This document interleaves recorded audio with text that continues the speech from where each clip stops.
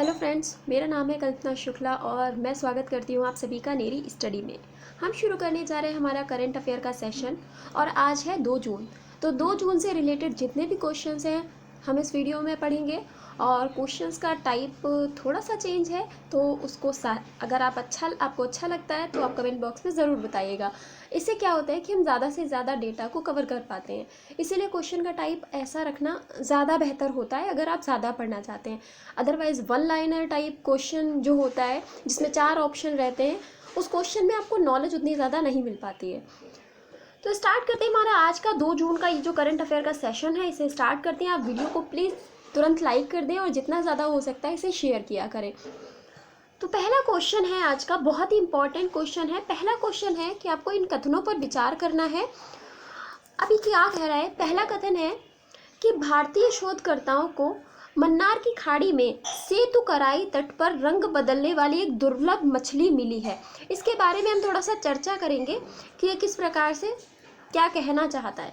तो भारतीय शोधकर्ताओं ने मन्नार की खाड़ी आप सभी को पता होगी, श्रीलंका और तमिलनाडु के बीच में, अगर समझने की कोशिश करें, भारत और श्रीलंका के बीच में, और उसमें भी कहाँ पर पड़ती है? तमिलनाडु और श्रीलंका के बीच में, क्योंकि जहाँ पर हमने देखा है एडम्स ब्रिज पड़ता है उसी के आसपास ये मन्नार की खाड़ी पड़ती है। तो मन्नार की खाड़ी में सेतुकराई तट पर रंग बदलने वाली एक दुर्लभ मछली मिली है। शोधकर्ताओं को, दूसरा कथन है कि शोधकर्ताओं को पहली बार भारतीय जल सीमा में यह प्रजाति जिंदा मिली है। इसका क्या मानना है कि ये प्रजाति थोड़ी कम मिलती है क्योंकि ये अधिकतर प्रजाति घास में छिपी रहती है।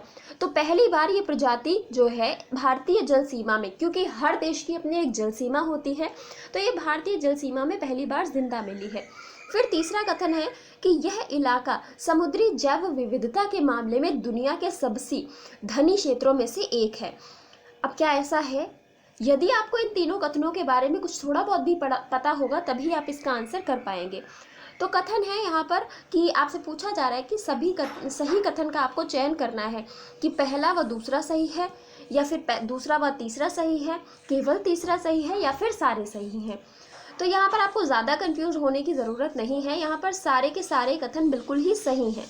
ये तीनों कथन जो भी कहे गए हैं बिल्कुल सही हैं। अब एक बार इन्हें फिर से आप ध्यान से पढ़िए कि भारतीय शोधकर्ताओं को मन्नार की खाड़ी में सेतुकराई तट पर, यहाँ पर एक सेतुकराई तट पड़ता है, सेतुकराई तट पर रंग बदलने वाली एक दुर्लभ मछली मिली है। ये अपने कलर को बदल सकती है, ताकि ये जो मतलब कहते हैं ना कि छिपने के लिए अपने रंग को बदल लेती है। अगर घास में होगी तो हरे रंग की हो जाएगी, या फिर किसी चट्टान के पास होगी तो ब्राउन कलर की हो जाएगी, ताकि वो उससे अपना कलर मैच करके खुद को बचा सके। शोधकर्ताओं को पहली बार भारतीय जल सीमा में यह प्रजाति जिंदा मिली है और यह इलाका समुद्री जैव विविधता के मामले में दुनिया का सबसे धनी क्षेत्र हो जाता है। क्योंकि अभी कुछ दिन पहले एक घास की प्रजातियों की रिपोर्ट आई थी जिसमें मैंने बताया था कि भारत में जो मन्नार की खाड़ी का क्षेत्र है, यहाँ पर समुद्री घास बहुतायत में मिलती है और अभी भी बहुत अच्छी मात्रा में हमारे जो आसपास का क्षेत्र है मन्नार की खाड़ी उसमें स्थित है। तो इस आधार पर हम कह सकते हैं कि यहाँ पर समुद्री जैव विविधता बहुत ही ज़्यादा है मन्नार की खाड़ी में, तो ये एक धनी क्षेत्र माना जा सकता है। तो ये रिपोर्ट यहाँ पर प्रस्तुत की गई है। इस मछली के बारे में थोड़ा सा और पढ़ना चाहिए कि इसका नाम क्या है। तो इस मछली का नाम है band tail scorpion fish. Band tail scorpion fish इसका नाम है। वैज्ञानिक नाम अगर हम बात करें, स्कॉर्पेनोसिप्स नेग्लेक्टा, ये इसका वैज्ञानिक नाम है। बात करें केंद्रीय समुद्री मात्स्यिकी अनुसंधान संस्थान, जो कि मछलियों पर अध्ययन करता है, समुद्र में पाई जाने वाली मछलियों पर यह अध्ययन करता है, इसके अनुसार समुद्री घास में छिपकर रहने वाली बैंड टेल स्कॉर्पियन फिश ये एक दुर्लभ प्रजाति है। मतलब बहुत ही रेयरली ये देखने को मिलती है, क्योंकि ये अपने आप को इस प्रकार से रंग परिवर्तित कर छुपा सकती है कि बाकी मतलब इसे ढूंढना थोड़ा मुश्किल होता है, इसीलिए एक दुर्लभ प्रजाति बताई गई है। यह जहरीले कांटे से लैस है एवं रंग बदलने में सक्षम है। अब आप समझिए कि खुद को बचाने के लिए इसके पास एक कांटा होता है जिससे ये जहर छोड़ती है, और इसका जहर इतना घातक होता है कि किसी को भी मारने के लिए काफ़ी होता है, और रंग बदलने में भी ये सक्षम है। जैसी परिस्थिति होगी वैसा ही रंग ये बदल सकती है। आपने गिरगिट देखा होगा ना कि कई बार पेड़ की डाल पर होगा तो भूरे रंग का हो जाता है, दिखता ही नहीं है। पत्तियों पर होता है तो हरे रंग का हो जाता है। तो ये गिरगिट की खासियत है। कई बार हमने देखा होगा, बहुत ही अगर एकदम पुरानी कोई लकड़ी पड़ी हुई है, डार्क ब्राउन कलर की है, तो गिरगिट डार्क ब्राउन कलर का भी देखने को मिल जाता है। तो ये इन लोगों की क्वालिटी होती है खुद को छुपाने की। तो वैसे ही ये जो मछली है जिसका नाम है बैंड टेल स्कॉर्पियन फिश, ये इसमें क्वालिटीज़ हैं। अब हम चलते हैं अगले कथन की तरफ, और अगला कथन है कि कथनों पर आपको विचार करना है। पहला कथन है कि शिक्षा मंत्रालय ने युवा लेखकों को सलाह देने के लिए युवा पीएम योजना शुरू की है। इसमें लेखकों को सलाह दी जाएगी। फिर दूसरा है, इससे 30 वर्ष से कम युवा लेखकों को प्रशिक्षण दिया जाएगा। क्या ऐसा है कि इसके अंतर्गत जो 30 वर्ष के नवयुवक हैं, आप कह सकते हैं नवयुवक इसलिए कि जो नए जिन्होंने लिखना शुरू किया है, उनकी बात हो रही है। तो जो नए युवा हैं जो अभी लेखन का प्रशिक्षण कर रहे हैं, उनको ट्रेनिंग दिया जाएगा। वर्तमान में शिक्षा मंत्री है रमेश पोखरियाल निशंक जी। और जो चौथा कथन है वो है, इसमें 1 जून से 31 जून तक 75 लाख युवा लेखकों का चयन किया जाएगा। अब आपको विचार करना है कि कौन सा कथन इसमें गलत है और कौन सा कथन सही है, क्योंकि यहाँ पर आपसे पूछा जा रहा है कि आपको सही कथन का चयन करना है। तो अगर आपको लगता है कि पहला और दूसरा सही है, या दूसरा व चौथा सही है, केवल एक सही है, या फिर ये सारे के सारे सही हैं, 1 2 3 सही हैं, अब आपको ये डिसाइड करना है। अब आप अगर आप इन ऑप्शंस को देखेंगे तो कोई ना कोई तो इसमें कथन गलत है ही। तो आपको कंफ्यूजन दूर कर देती हूँ। उसका सही आंसर है 1 2 और 3। पहला, दूसरा और तीसरा बिल्कुल सही है। जो चौथा स्टेटमेंट है वो गलत है। अब कैसे गलत है एक बार जान लेते हैं कि शिक्षा मंत्रालय ने युवा लेखकों को सलाह देने के लिए युवा पीएम योजना लॉन्च की है। इसमें 30 वर्ष से कम युवा लेखकों को प्रशिक्षण दिया जाएगा, बिल्कुल दिया जाएगा। और वर्तमान में शिक्षा मंत्री रमेश पोखरियाल निशंक जी हैं, ये हम सभी जानते हैं। और जो चौथा कथन है इसमें मिस्टेक क्या है, यहाँ पर 1 जून से 31 जुलाई तक, यहाँ पर जून नहीं होगा, यहाँ पर होगा जुलाई। आपको याद रखना है यहाँ पे क्या होगा, जुलाई यहाँ पर होगा। 1 जून से लेकर के 31 जुलाई तक 75 लाख युवा लेखकों का इसमें चयन किया जाएगा, और उसके बाद उनको प्रशिक्षित किया जाएगा और फिर उनको पुरस्कृत भी किया जाएगा। तो ये इस योजना की कुछ ऐसी रणनीति है जिसके तहत युवा लेखकों को प्रशिक्षण दिया जाएगा। भाई, लेखकों का भी तो सम्मान किया जाना चाहिए कि अगर लेखक खत्म हो जाएंगे दुनिया से, लोग लिखना बंद कर देंगे, तो फिर हम पढ़ेंगे क्या। तो लेखन शैली जो है वो भी बहुत ही ज़्यादा ज़रूरी है, और वो भी अच्छी होनी चाहिए, क्योंकि लेखन शैली का प्रभाव लोगों के दिमाग पर पड़ता है। अगर वो लेखन शैली में कुछ ऐसी ऊटपटांग बातें लिखी होंगी तो उसका भी दिमाग पर असर पड़ेगा, और लोगों का सोचने का नज़रिया वैसा ही हो जाएगा। तो इसीलिए लेखन शैली में प्रशिक्षण बहुत ही ज़रूरी है। चलते हमारे अगले प्रश्न की तरफ, और अगला प्रश्न है कथन कारण वाला ही है। कथन दे रखे हैं कुछ, इनको पढ़ लेते हैं। पहला कथन है, सेंटर फॉर वर्ल्ड यूनिवर्सिटी की वर्ल्ड यूनिवर्सिटी रैंकिंग में भारत का आईआईटी मद्रास जो है वो शीर्ष पर रहा है। दूसरा कथन है कि आईआईएम अहमदाबाद वैश्विक स्तर पर 415वें स्थान पर है। और तीसरा कथन है कि वैश्विक स्तर पर हार्वर्ड यूनिवर्सिटी जो है वो शीर्ष पर रही है। क्योंकि एक होता है ना कि वैश्विक स्तर पर भारत की यूनिवर्सिटी का क्या स्थान रहा, और फिर एक होता है कि भारत में वो टॉप पर कौन सी रही है। हालांकि चाहे उसका वैश्विक स्तर पर बहुत ही हाई क्यों ना रहा हो स्थान, लेकिन भारत में तो वो टॉप पर ही होगी ना। तो वैसे आपको पूछा जा रहा है। अब आपको इसमें गलत कथन का चयन करना है कि पहला गलत है, या फिर दूसरा गलत है, या फिर तीसरा गलत है, या फिर पहला और तीसरा गलत है। तो इसका जो राइट आंसर हो जाएगा वो हो जाएगा केवल एक, क्योंकि पहला जो कथन है वो बिल्कुल ही गलत है। पहला कथन देख लेते हैं। पहला कथन क्या है, सेंटर फॉर वर्ल्ड यूनिवर्सिटी की वर्ल्ड यूनिवर्सिटी रैंकिंग में भारत का आईआईटी मद्रास शीर्ष पर रहा है। ये कथन गलत है, क्योंकि भारत का आईआईटी मद्रास नहीं बल्कि भारत का आईआईएम अहमदाबाद जो है भारत में शीर्ष पर है। जो यूनिवर्सिटी रैंकिंग जारी की गई है इसमें आईआईएम अहमदाबाद टॉप पर रहा है। लेकिन अगर हम वैश्विक स्तर पर इसकी जो रैंकिंग है वो देखें तो आईआईएम की वैश्विक स्तर पर ये 415वें स्थान पर है, बिल्कुल सही है।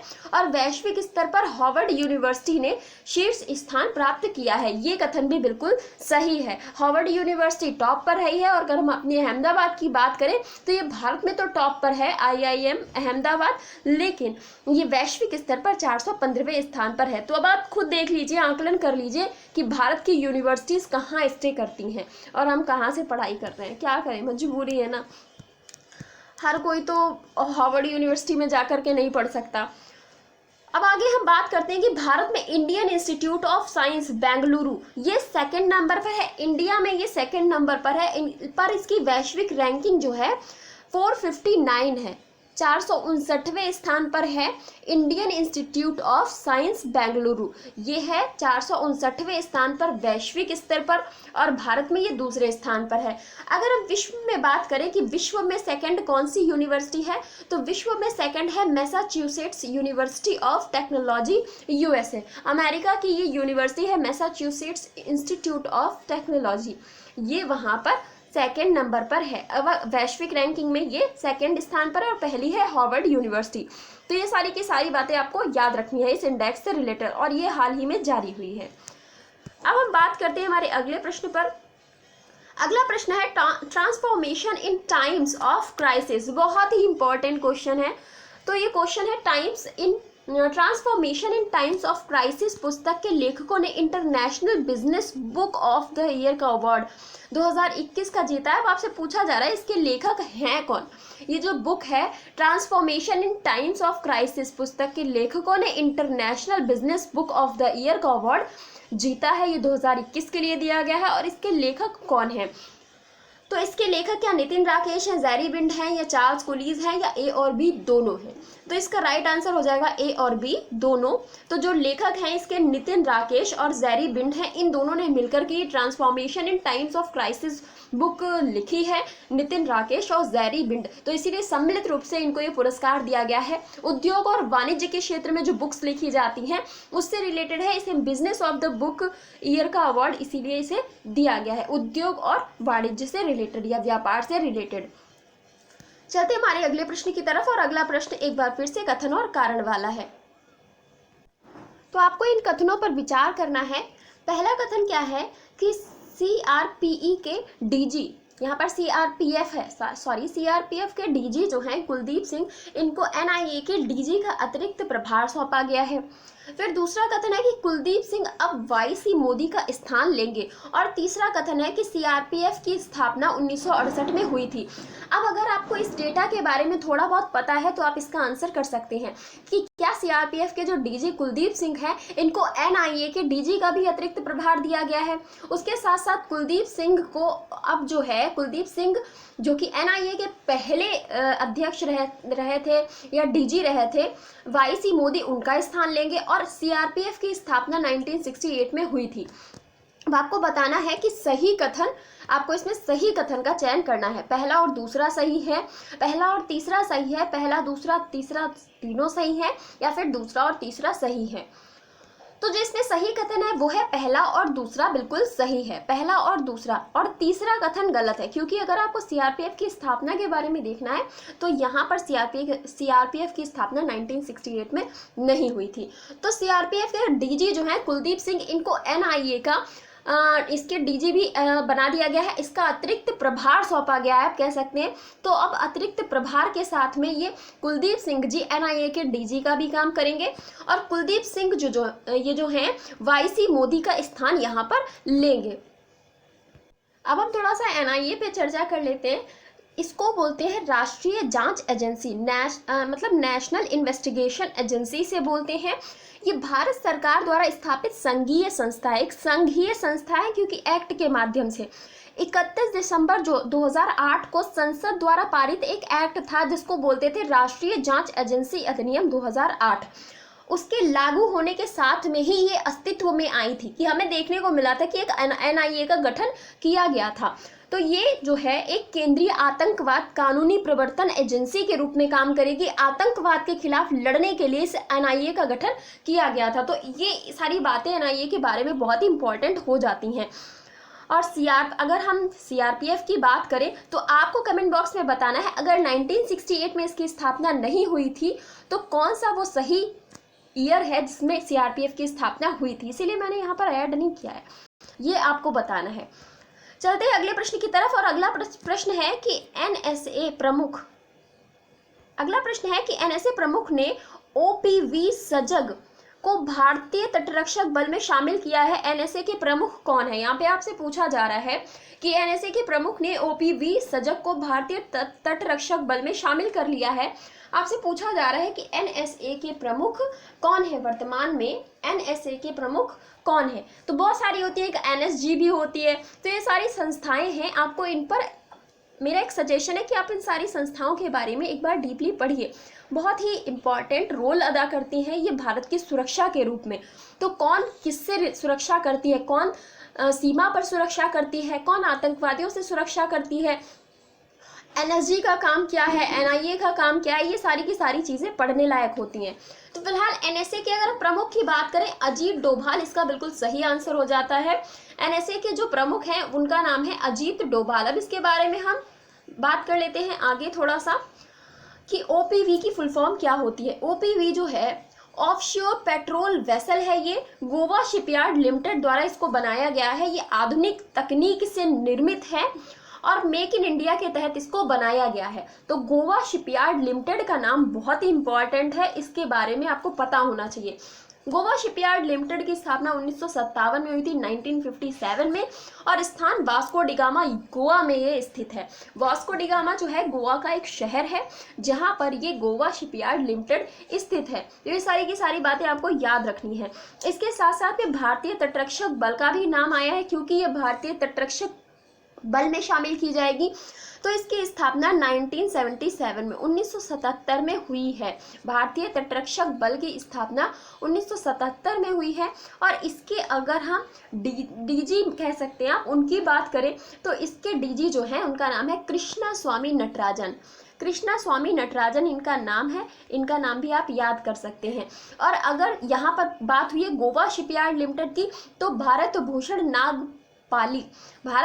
नागपाली जो है गोवा शिपयार्ड लिमिटेड के अध्यक्ष हैं वर्तमान में।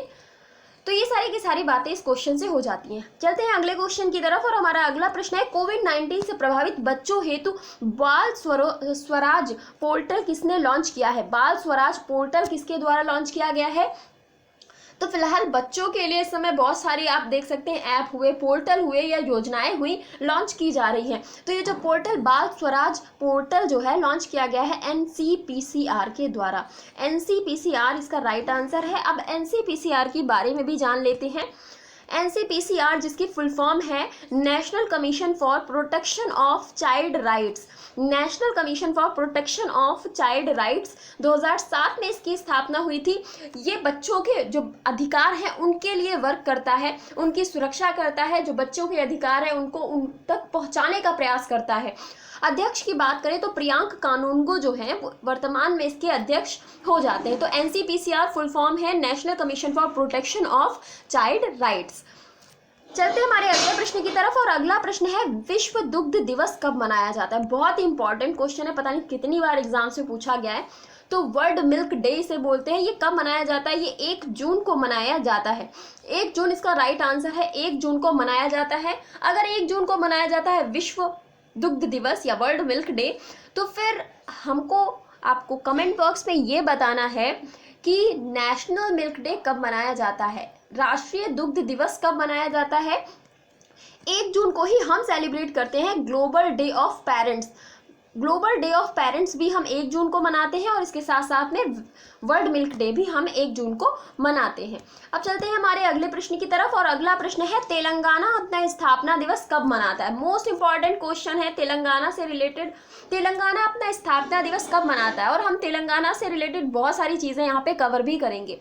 तो 2 जून इसका बिल्कुल राइट आंसर है। 2 जून को तेलंगाना अपना स्थापना दिवस मनाता है, क्योंकि तेलंगाना की स्थापना की बात करें तो 2 जून 2014 में हमें तेलंगाना की स्थापना देखने को मिलती है, 2 जून 2014 में। और क्यों हुई? क्योंकि ये आंध्र प्रदेश से हमेशा से अलग होना चाहता था। तमिल और तेलुगु भाषी लोगों का यहाँ पर वर्चस्व था, और जिस वजह से भाषा के आधार पर एक बार फिर हम कह सकते हैं तेलंगाना और आंध्र प्रदेश को अलग किया गया था, क्योंकि तमिल और तेलुगु दोनों भाषाई लोग यहाँ पर रहते थे, और वो जो तेलुगु लोग थे वो अपने लिए एक अलग राज्य की लगातार मांग कर रहे थे। अब हम आगे देख लेते हैं, आगे इसके गठन पे बात करते हैं। तो गठन इसका हुआ था 2 जून 2014 को। राजधानी है हैदराबाद। फिलहाल कहा गया था कि 10 वर्षों के लिए हैदराबाद सम्मिलित रूप से राजधानी रहेगी तेलंगाना और हैदराबाद की। इसके साथ साथ में तेलंगाना और आंध्र प्रदेश की, इसके साथ साथ में आंध्र प्रदेश को अपने लिए नई राजधानी का गठन भी करना पड़ेगा। लेकिन आंध्र प्रदेश थोड़ा सा ज़्यादा कह सकते हैं कि अपने आप में स्मार्ट बनने की कोशिश कर रहा था। उसने एक नहीं बल्कि 3 शहरों को एज इट्स कैपिटल डेवलप करने के लिए किया है, तो उसकी 3 कैपिटल हो गई। अब उसे एक कैपिटल की ज़रूरत नहीं है, 3 है उसके पास। तेलंगाना के जिलों की बात करें तो 33 जिले यहाँ पर हो जाते हैं। राज्यपाल यहाँ पर है तमिलसाई सुंदराराजन और मुख्यमंत्री हैं के चंद्रशेखर राव तेलंगाना के मुख्यमंत्री हो जाते हैं। विधानमंडल की बात करें तो यहाँ पर द्विसदनीय विधानमंडल है। जी हाँ, द्विसदनीय मतलब विधानसभा भी है और उसके साथ साथ यह विधान परिषद भी है। 119 सीटें हो जाती हैं विधानसभा की और 40 सीटें विधान परिषद की हो जाती हैं। राज्यसभा की बात करें तो 7 सीटें हैं और लोकसभा की 17 सीटें तेलंगाना में हो जाती हैं। तेलंगाना का उच्च न्यायालय तेलंगाना उच्च न्यायालय के नाम से इसे जाना जाता है। आगे हम इसमें बात करें, नया उच्च न्यायालय दिया गया था आंध्र प्रदेश को। अमरावती नया उच्च न्यायालय बना था आंध्र प्रदेश के लिए। तेलंगाना के अगर हम प्रतीकों की बात करें तो यहाँ का जो गान है, आप कह सकते हैं एक मतलब एक यहाँ पर स्टेट लेवल पर एक यहाँ का एंथम कह सकते हैं, तो वो है जय जय हे तेलंगाना। जय जय हे तेलंगाना यहाँ का सॉन्ग है। इस साथ साथ में पशु की बात करें तो चित्तीदार हिरण यहाँ पर पशु हो जाता है, चित्तीदार हिरण पशु हो जाता है। चिड़िया की बात करें तो भारतीय रोलर है और फूल है सेना ऑरिकुलाटा और पेड़ है यहाँ पर प्रोसोपिस सिनेरिया यहाँ का ये पेड़ हो जाता है। पता नहीं, देखने तो खैर पेड़ जैसा ही लग रहा था, आप एक बार इसकी फ़ोटो देख सकते हैं, लेकिन ये उधर के पेड़ हैं तो तेलंगाना के हैं तो इनका नाम थोड़ा सा अलग है। आप इतनी सारी बातें तेलंगाना से रिलेटेड याद रख सकते हैं। ये था हमारा आज का सेशन। आपको कैसा लगा कमेंट बॉक्स में ज़रूर बताइएगा, और आज के लिए फ़िलहाल इतना ही। एक बार फिर कल मिलेंगे। Thank you so much.